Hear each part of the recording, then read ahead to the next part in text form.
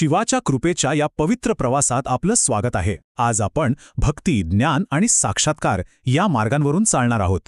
हे ते मार्ग आहेत जे एका साधकाला थेट शिवाच्या असीम चैतन्याशी जोडून टाकतात. चला तर मग या दिव्य कथेच्या माध्यमातून एका गहन आध्यात्मिक विश्लेषणात प्रवेश करूया. कोणत्याही महान प्रवासाची सुरुवात माहितीये एका विनम्र प्रश्नाने होते. इथेही तसंच झालंय. शंकर भट नावाच्या एका जिज्ञासू साधकाने आपले गुरु धर्मगुप्त यांच्यासमोर एक खूप मोठा प्रश्न ठेवलाय. आणि हाच प्रश्न आपल्या आजच्या या संपूर्ण ज्ञानयात्रेचा आधार आहे. आपल्या साधकाचा हा निर्मळ प्रश्न ऐकून गुरु धर्मगुप्तांना खूप आनंद होतो आणि ते ज्ञानाचे दरवाजे उघडतात. ते शिवाला प्रसन्न करण्याचे ते 3 मुख्य मार्ग सांगायला सुरुवात करतात, जे साधकाला हळूहळू टप्प्याटप्प्याने आध्यात्मिक उंचीवर घेऊन जातात. तर गुरु धर्मगुप्त सांगतात की शिवाच्या आराधनेचे 3 प्रमुख मार्ग आहेत.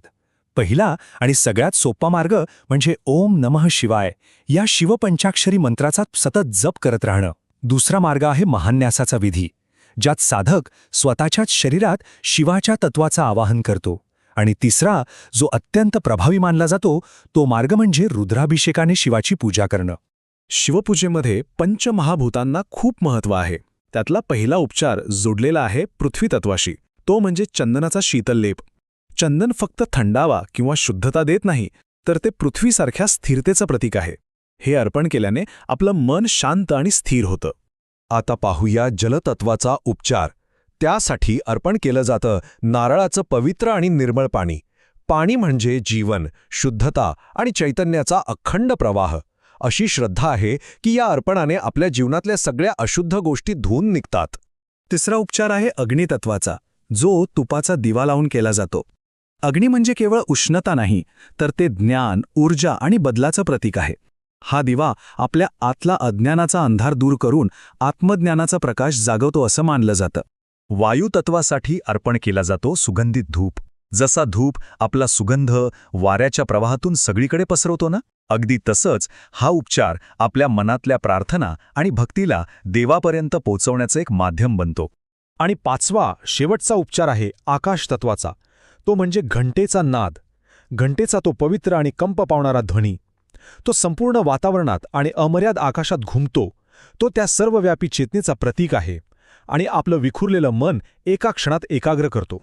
बरं, आता एक महत्त्वाचा प्रश्न. भगवान शंकराला अभिषेक इतका प्रिय का असतो? हा विधी आपल्याला साधा वाटतो, पण याच्यामागे एक खूप मोठी वैश्विक आणि गूढ पौराणिक कथा दडलेली आहे, जी आपल्याला थेट सृष्टीच्या सुरुवातीला घेऊन जाते. कल्पना करा, ब्रह्मकल्पाच्या महाप्रलयानंतर जेव्हा सगळं काही शून्य झालं होतं, तेव्हा भविष्यातल्या सृष्टीची सगळी बीजं, अमृत आणि सगळ्या तीर्थांचं पाणी एका दिव्य पात्रात एकत्र करण्यात आलं. याच वैश्विक पात्राला पूर्णकुंभ असं म्हणतात. हेच खरं तर जीवन आणि नवनिर्मितीचं मूळ आहे. आणि इथेच आहे अभिषेकाचं रहस्य. त्या पूर्ण कुंभातल्या अमृतमय पाण्यानेच पहिल्यांदा कैलास पर्वतावर साक्षात भगवान शिवावर अभिषेक करण्यात आला होता. म्हणूनच आजही आपण जो अभिषेक करतो ना, तो त्या पहिल्या वैश्विक अभिषेकाची आठवण करून देतो आणि म्हणूनच तो शिवाला इतका प्रिय वाटतो. पूजेच्या पद्धती तर आपण पाहिल्या. आता एका अत्यंत महत्त्वाच्या आणि रहस्यमयी साधनाकडे वळूया, रुद्राक्ष. शिवभक्तांसाठी रुद्राक्ष म्हणजे फक्त एक मणी नाहीये, तर ते साक्षात शिवाच्या करुणेचं, त्याच्या ऊर्जेचं एक जिवंत प्रतीक मानलं जातं.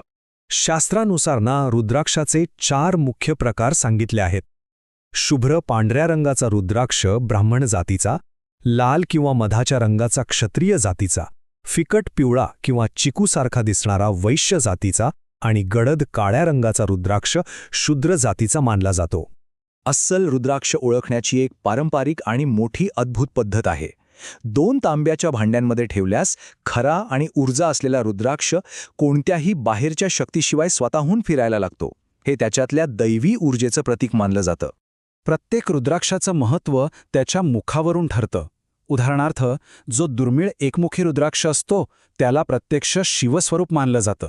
द्विमुखी रुद्राक्ष हा शिवशक्तीचं प्रतीक म्हणजे अर्धनारीश्वर आहे, तर त्रिमुखी रुद्राक्ष साक्षात अग्निदेवाचं रूप आहे.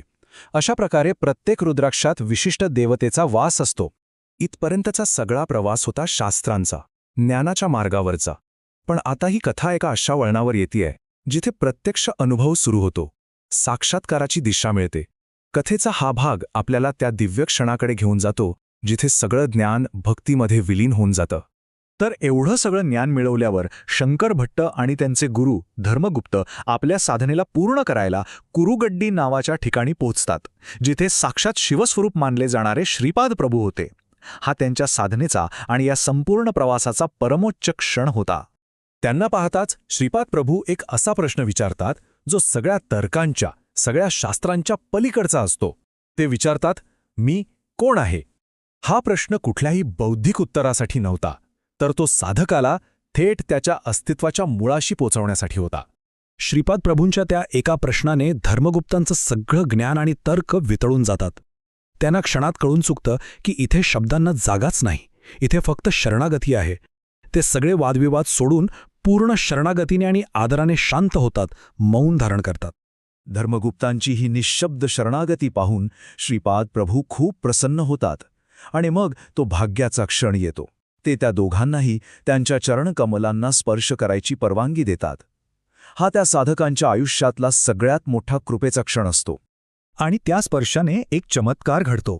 चरणांना स्पर्श करताच शंकर भट आणि धर्मगुप्त दोघेही जण काळ आणि जागेच्या पलीकडे एका अथांग, खोल ध्यानावस्थेत जातात. त्यांचं बाहेरचं जग जणू नाहीसंच होतं. मन पूर्णपणे शांत आणि शून्य होऊन जातं. हा होता खरा साक्षात्कार, जो शब्दांच्या पलीकडचा होता. जेव्हा ते त्या ध्यानातून बाहेर येतात तेव्हा संध्याकाळ झालेली असते आणि ते स्वतःला कृष्णा नदीच्या काठावरच्या शांत, मऊ वाळूत पहुडलेले पाहतात. त्यांचं अंतःकरण एका अपार शांतीने आणि त्या अद्भुत, दिव्य अनुभवाच्या आठवणीने ओथंबून गेलेलं असतं. तर ज्ञानाचा मार्ग हा शेवटी शरणागतीतच पूर्ण होतो.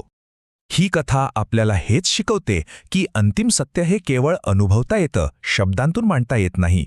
श्रीपादराजम शरणम प्रपद्ये.